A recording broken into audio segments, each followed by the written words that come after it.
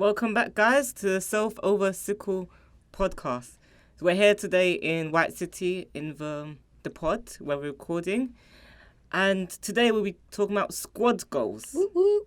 I'm here, my name is Stefan, and I'm here with... Janika Leah. And Mary Editorimo.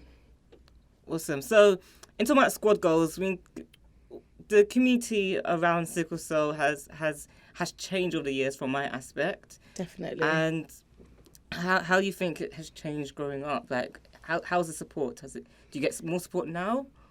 I think that the support, I wouldn't say I get more support now because I'm more of a person giving the support now because of, my age and stuff. I know I look good. You're not but that old. I think we need to establish that. we don't need to establish how old I am. No, okay. Not how old you are, but just to know that. I am, because I feel like when I'm saying it's changed from when I was growing up. Yeah. And this, I'm talking, Very true. Okay, I'm old now. No, you're not, but okay. Like, 25, 20 years ago, there's a lot more available.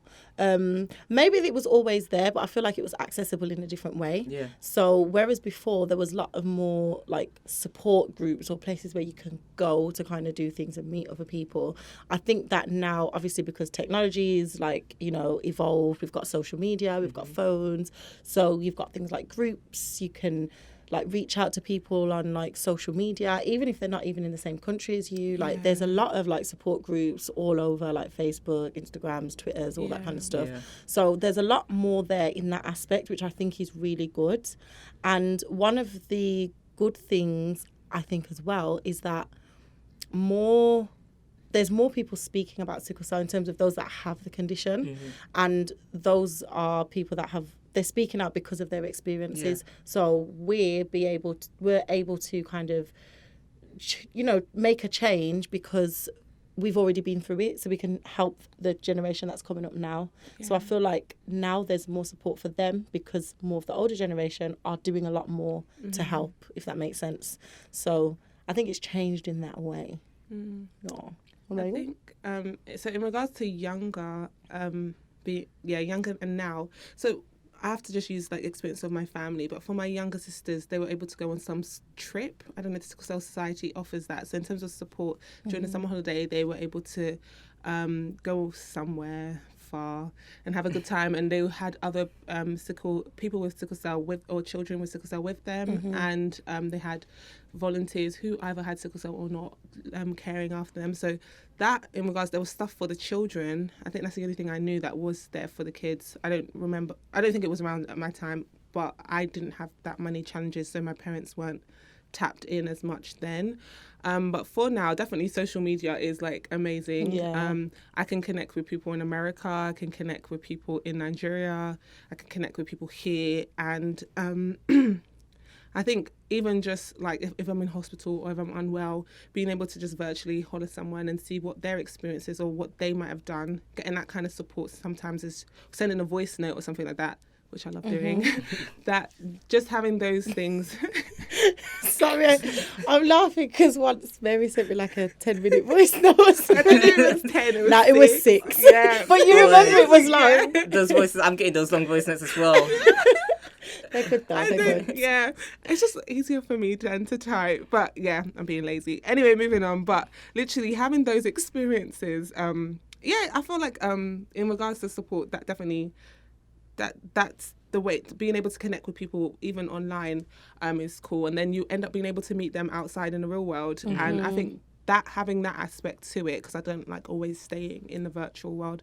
So being able to meet up with people as well afterwards and seeing them, I think that's what definitely has changed and connected. But then also now, because people are having those experiences, then there's more groups or events happening around sickle. Yeah. So I think just knowing about them or tapping into it, asking people if they know of any, that's how I kind of tend to be aware of what was going on.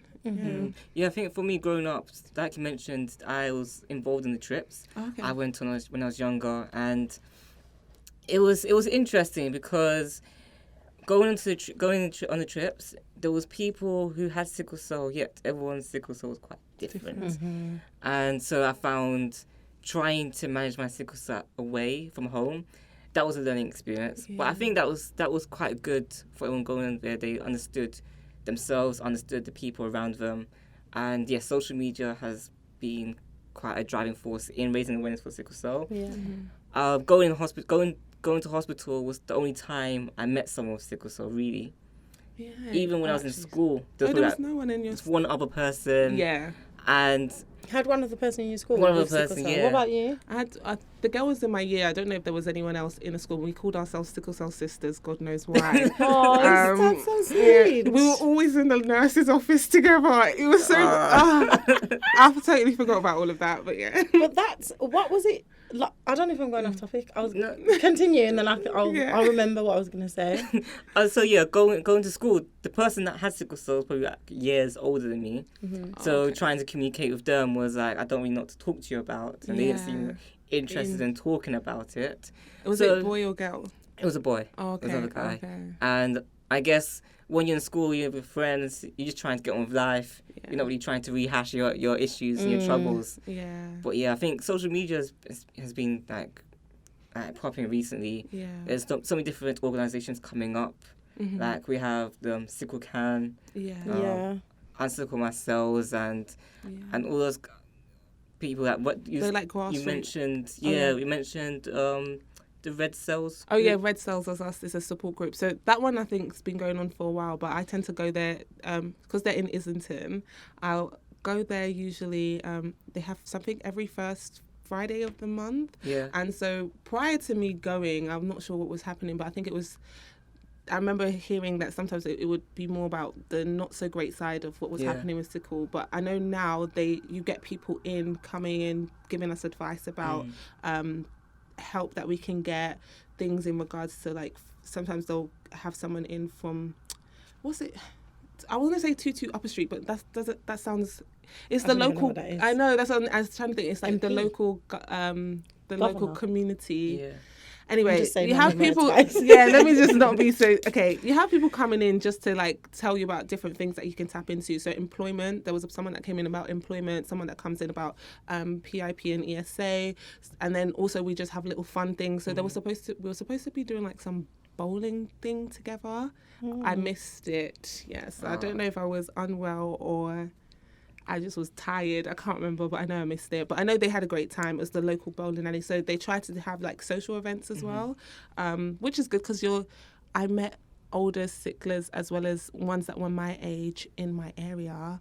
And so when we're in hospital together, we meet each other outside hospital, and then sometimes we might be in admission together, so there's this like extra bond for us. And I think some of the girls went on a trip. I think I mentioned it in another podcast. So they ended up going on a trip to France.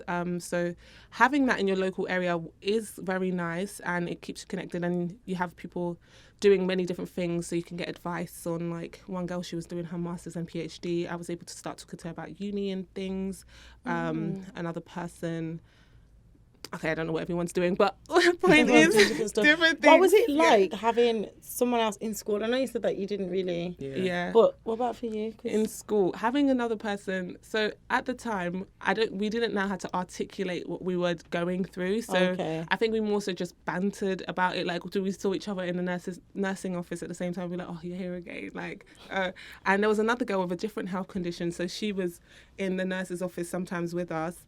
I felt like I didn't go to the nurse's office that often, but it sounds, I don't know. It sounds like yay! I was like, I think I really didn't think about my past too much. But it was cool because even when I left school, someone went to the same uni as her, and she was having some challenges and was getting help there, and her friend was able to feed back to me from another friend on. So some of the things she tapped into, I was able to like. Did that make your school experience different? Because I didn't. I feel like apart from in hospital, I didn't know anybody else that had sickle cell. Wow. Yeah. I didn't like go to hospital family, a lot friends, no one. And I never used to make friends in hospital either. So. Yeah, exactly. You don't really like, hey, what's your number? And get better. Plus, I was a younger age, but there was just no one around. My little sister had a hospital friend, so it's doable. Yeah. But you guys have to be like, they were always in hospital, so I think it can work if you're there. But if you're not there often, I can imagine why not. Make it sound like some kind of committed relationship. It seems like a trend into that. But yeah, having someone in school, I didn't. So yeah, I just definitely didn't think too much about it. I suppose you don't at that age. Yeah. But it's interesting that I just used to think like, oh, it was such a rare thing. No one else has it but me. So how important do you think it is to have that sort of that squad of people with sickle cell, people that know what you're going through? How important is it today? I think it would have made a difference for me then. That's why I'm asking you guys. Just because I didn't know how to explain it. You know, if you're trying to explain something, like I do all the time here, I'm like, what's that? And I start, and then someone else will throw the word, or they can relate to. They know what you're trying to say. But when it's just you by yourself and you're like, oh, I was in hospital because this happened. And then they're like, what's that? How come we have to do this? And you got no backup. Yeah. You're just like, oh, just, I can't. You just start saying random words, like, end the conversation. So, and I think that kind of made me really like an introvert when it came to talking about my health and stuff. And it just made me not like it because there was no one else to I literally felt like I was the only one that had it. Definitely having, because if I look from now, having other people to talk about it from like now definitely helps. It makes you feel more confident in your voice to talk about it. So I think as a child my sister's a better example, but she seem to have been relatively okay speaking about it because she had someone there.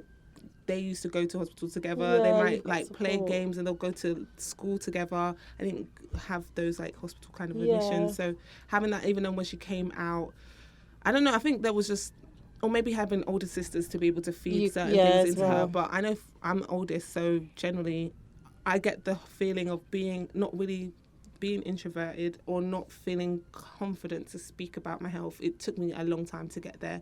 So I think, having people around that I think it's also the friends, even if they don't have sickle cell, if they come and they see you in those really, those states. So when I was in hospital, the friends that came and saw me, it made it easier after that because they physically to say, I did have, not friends, but family that, they knew, so they would come and they would understand. And if anyone was picking on me, they'd be like, I like the friends that stick up for you. I like them ones, like, you don't, and they, sometimes you get the friends where they try and stick up so much. Sometimes they get it wrong. And you're like, you're making it worse. No, wait, that's not the truth. But it's the support that's there. The fact that the thought was there. Yeah. It's nice. I think like having the support it's good, and it's important for people to know that there are things available to them, or there's places that you can go, like you were saying, like, there's holidays for young people, or there's. And we don't know all of them. No, definitely. So obviously. You guys know. But there's bound to be something or someone in your area that is also going through the same thing as you. And obviously now you've got the means to kind of be able to reach out and just put the feeders out there and see what there is. And was you going to say start it yourself? Yeah, because like in terms of people, if you, like young people wanting to go on holiday together, if you all have, you can end up just like linking up, doing it yourself, because that was for the kids. But I don't know if there's anything for like adults. Yeah, so it's more so having a little, kind of just having it, and now just take photos and put on social media, make it look amazing. But what I was gonna say in regards to support and people like having friends that are offering support is great, especially if they do it well. But there's some people that just overdo it. I've learned in life where it's all like, for me it's like I understand my health, and then they might see me in a really bad predicament, so they'll like try and cuddle me and be like, oh no, you need this, or no, you need to do that. And have you never had that experience before? So I've had or it's all like, you should be dressing like that, and I'm like, I'm an adult, I've chosen how I've dressed. It's more so in regards to when I'm talking to, I think it's me even learning to explain to my friends that, okay, don't overstep the mark. It's like a parenting thing. I don't know how to describe.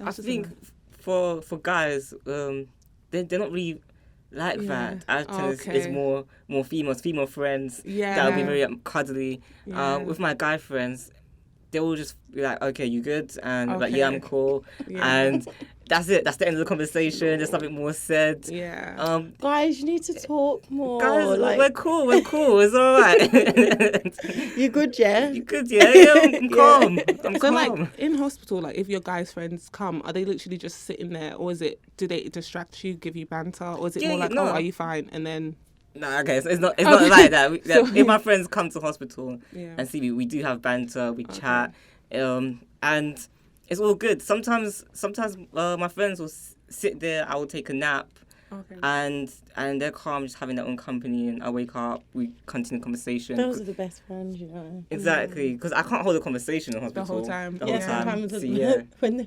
painkillers kick in. Yeah. There's been times I'll be on the phone to a friend and literally I'll sleep off and I don't even know that I am, and then I'll come yeah. back into the conversation and I might say something completely different, and literally some of the friends will literally sit there throughout that time and just be like, oh Mary, you know you were talking about this, and I'm like, oh my gosh. Because the I've said some crazy stuff with medication. See, this is how you know, like, the real friends. Yeah. Like, some of the Yeah. stuff that you probably said or that you've probably gone through where... Yeah. And sometimes, I suppose now, you might be able to look back and laugh at them. But At at the the time, it time, was- you know, they were there, they've seen you through. Yeah. And Yeah. that kind of stuff. I think that's good. So just to backtrack a little bit, so we spoke about the support groups, and what are the best aspects of a support group?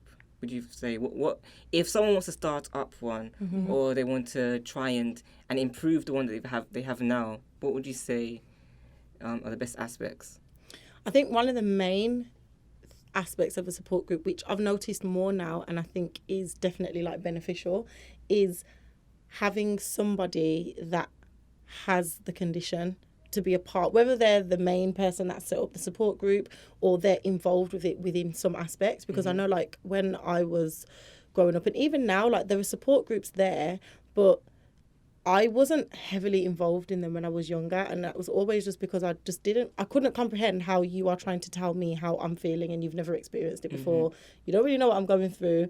Even though all of our conditions affect us differently, there's some things that are similar, like, you know, we get tired, we get like low energy, and like we can communicate these things to each other. So I think it's important having somebody that can understand, not from a textbook but actually from experience. That is a really vital point, and I think that's what's kind of helped some of the support groups that are still going, especially like in Birmingham, like keep going. They've always got some sort of patient involvement, Okay, and so patient that involvement, that really helps.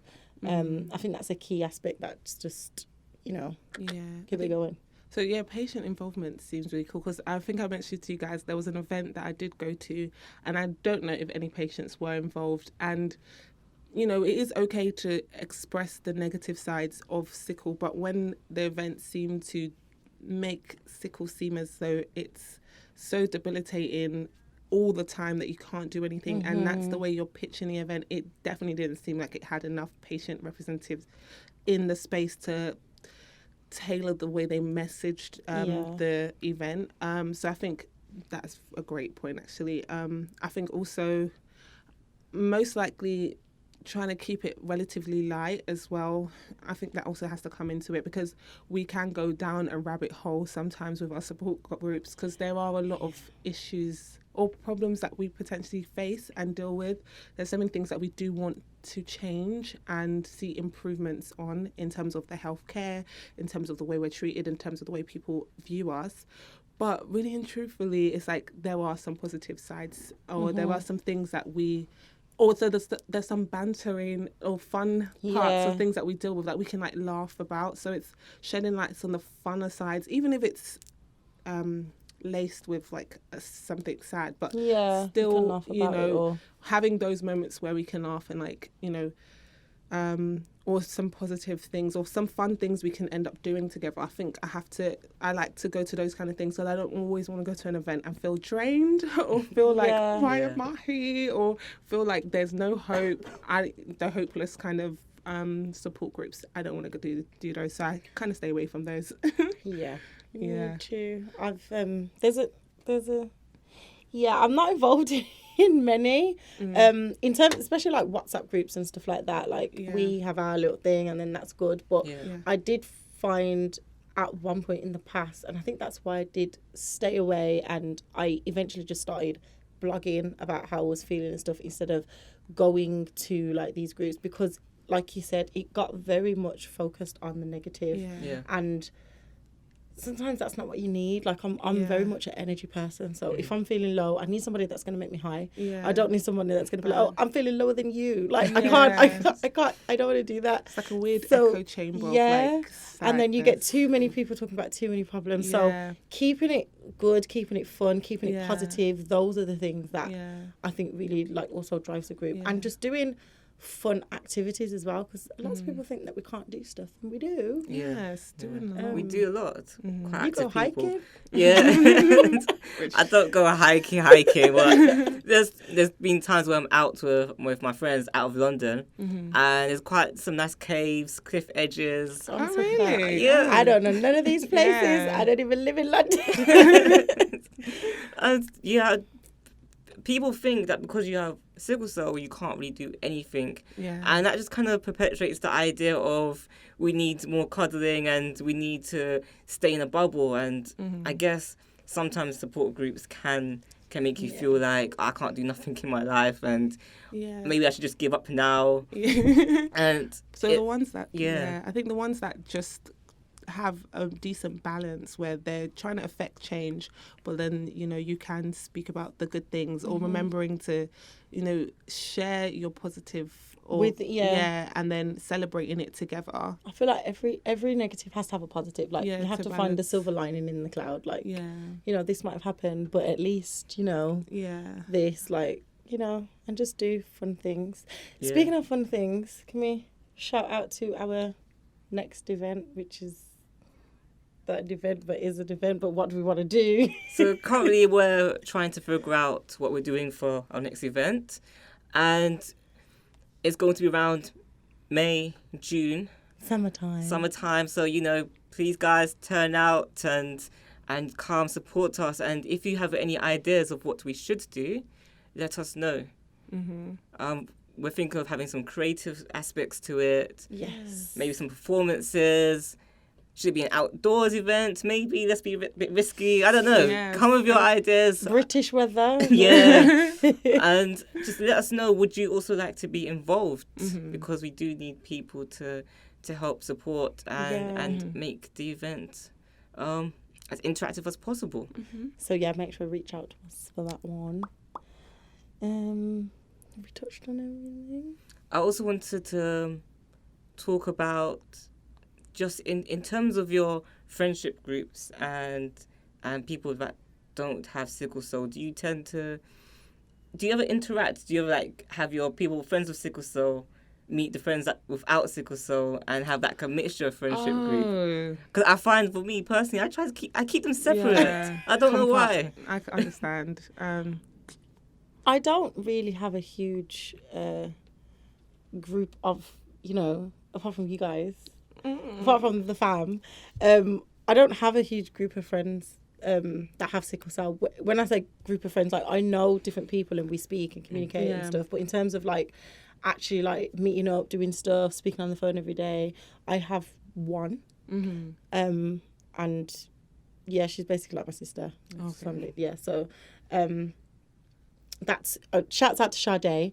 We actually set up our own kind of support group for Birmingham. We're called United Sicklers, and we kind of just set it up for the same reason, to kind of talk about the things that aren't really spoken about and just to keep it real. But I think probably because I only have one. We're like sister, she's always there, so now my friends know who she is. She's always around. She's got her own relationships with them as well, so it's okay. And I think because they all, my friends who are my friends, they've been my friends since school, so because they understand my condition, they know my condition, they also know how it is for her as well and how it's for Sade, so it's kind of fine to mix them. I've found it okay, but it's not a big group, so then I don't know if I had a big group how that would work. I don't think, because mixing people without conditions can be a difficult task anyway.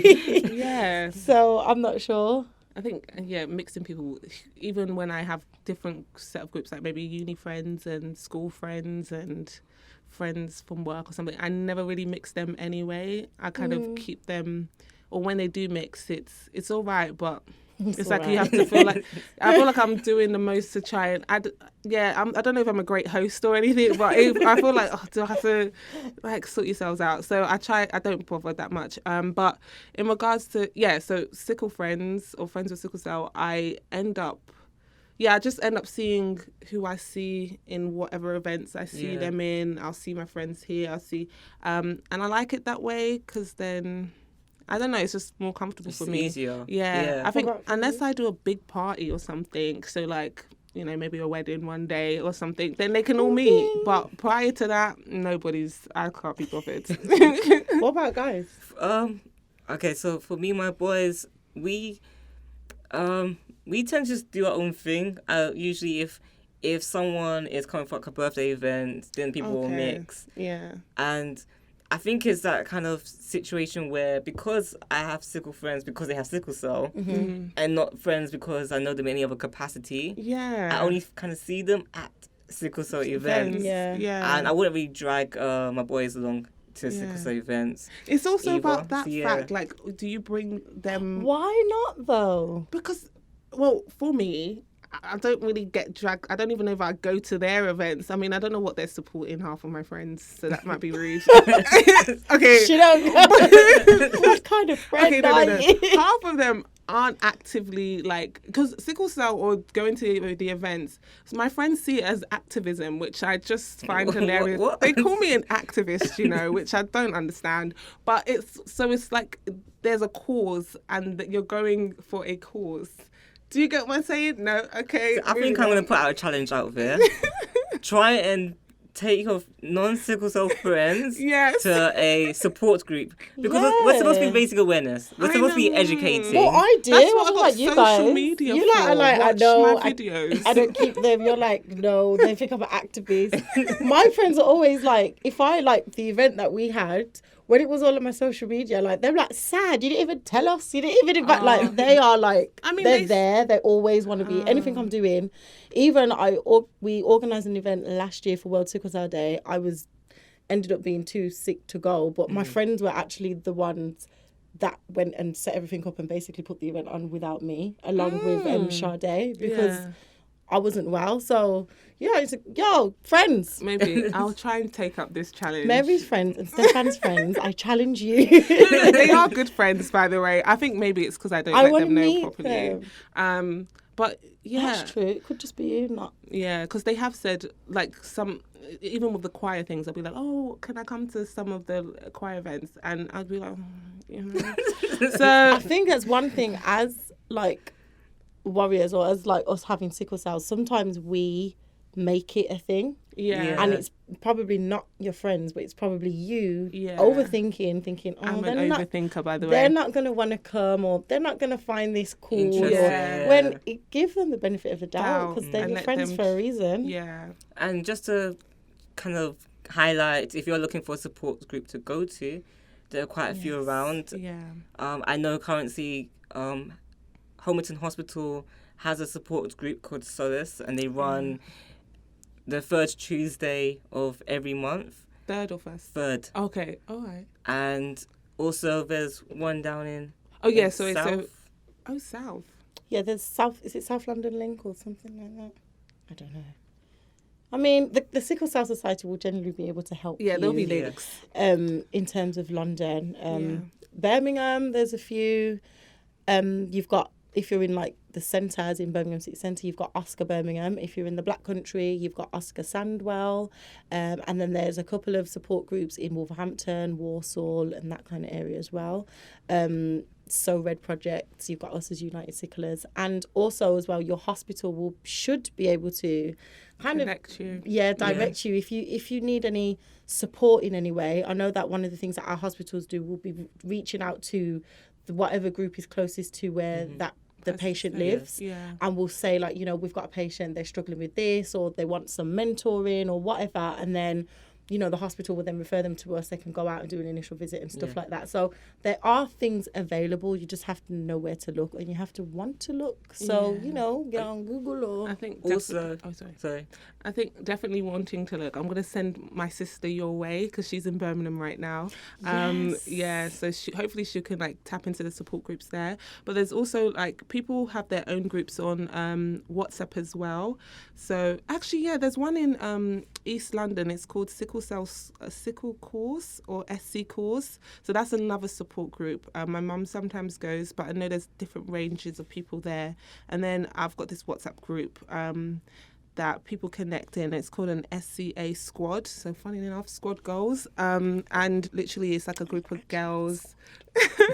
It was like a group of girls like together who kind of speak about their experiences and see ways that we can like challenge and express some of our concerns or things that we're dealing with and see what advice or where we can send people to get help from. Sometimes each people would visit each other in hospital or just banter about what's happening in the world. So there are things out there, and you lot can create your own little WhatsApp groups as well, And also, before I forget, Whitechapel's also starting up their support group, Whitechapel Royal London Hospital, and that's going to be starting near the end of May.